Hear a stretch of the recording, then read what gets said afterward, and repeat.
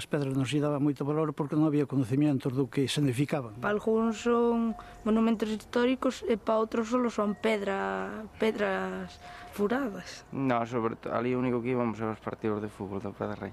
Non se daba importancia que se lle iba a dar a riscos que había nas pedras. Sendo eu pequeno, con 8 ou 9 anos, pois que había un grupo de alumnos, de nenos de San Martiño da Laxe que viñan acompañando o mestre Paracha a visitar o campo de Matabois. E claro, eu daquela teño que reconocer que non sabía ningún que era un petrolífero e onde irán esos mataos polo monte adiante. Aquí a importancia que tiña entre a xente pois era moi pouquiña, non? O sea, sabíase que había aí e a maior parte das veces era, lo pode contar, temas de bruxería, máis que de outra historia. Había moita bruxería. Cada unha das pedras ten... Había, aina e haberá.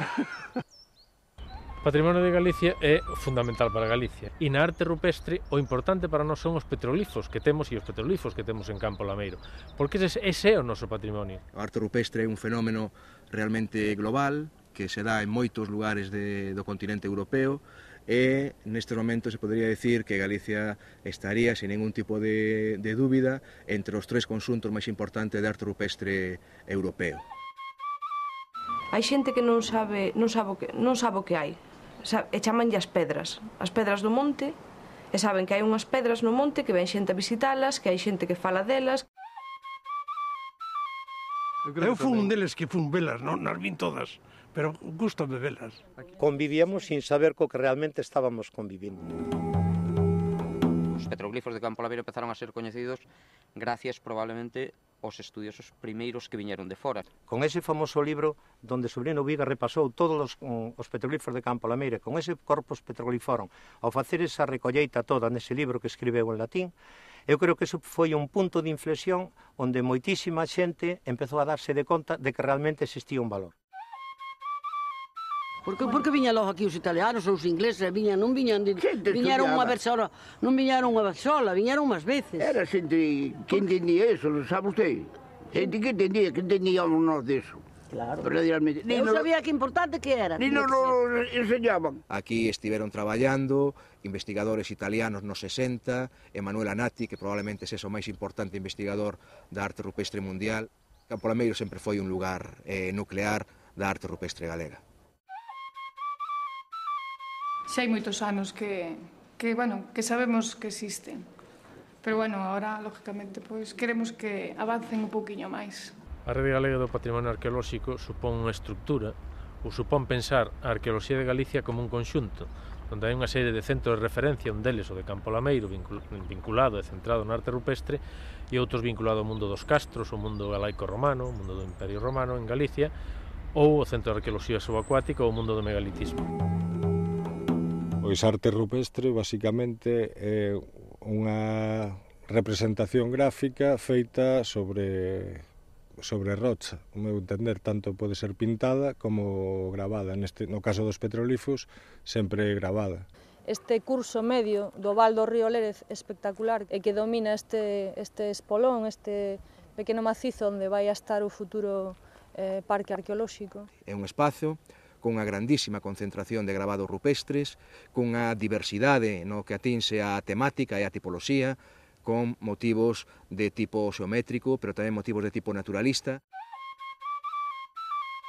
Eu mesmo descobrín un que é o máis importante, facendo unha pista cunha pala, que ainda ten as huellas dos dentes da pala nunha laxe, ese ciervo que ten unha cornamenta moi grande. O da Laxe dos Carballos. É unha rocha espectacular na que hai un gran cervo de 2 metros de envergadura que ten clavados no seu lombo ata 6 lanzas distintas, formando un panel tremendamente abigarrado na que hai unha gran cantidade de diseños de animais e de diseños xeométricos. A mí o que máis me gusta é a pedra da serpe.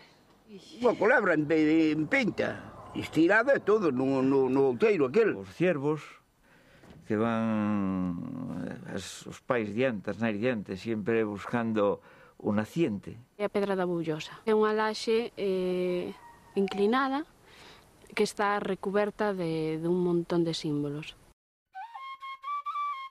Esa máis bonita a mí parecíame esta que hai aquí da culebra que lle chaman a cachada de Xabeira. E logo despois ten unhas fosiñas polo fondo que dicían que era para con grasa para alumbrar. Se buscan, andan así en excavacións en moitos sitios que buscan cousas que había antes. Como se chaman a iso? Os arqueólogos. Os arqueólogos, igual.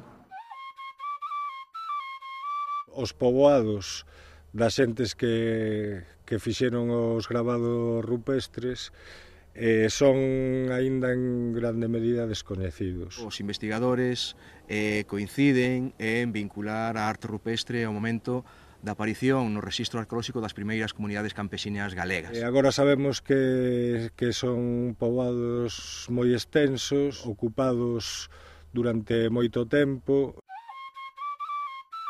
Era unha vida moito máis bonita que a de agora, non? Eu penso. Máis natural, máis salvaxe. Pois, lóxicamente, non vivían como vivíamos nós ahora. Vivían en casetas. Ou en covas. Ou en covas. Como era esa cabana e como vivía esa xente. Queremos atopar datos para poder facer unha reconstrucción destas estruturas de cabanas e, de silos. Me gustaría sabelo, a verdad que yo digo. Sí, gustaría meterlo no libro. Se os teñen ustedes, díganme que ainda o leo. Os laberintos sempre me chamou algo a atención. Que era o que lle pasaba a esa xente pola cabeza para que, cando non se coñecían dous continentes entre sí, todos representasen o mesmo, non? Nos faltan os verdadeiros artífices. Tan só eles poderían explicarnos realmente cal era o sentido e a finalidade última. O discurso que nos vai chegar con un pouco máis de fiabilidade é o discurso relativo aos petrolíferos que teñen representacións figuradas. Zoomorfos, animais, cervos, cabalos, algunhas esteas de caza.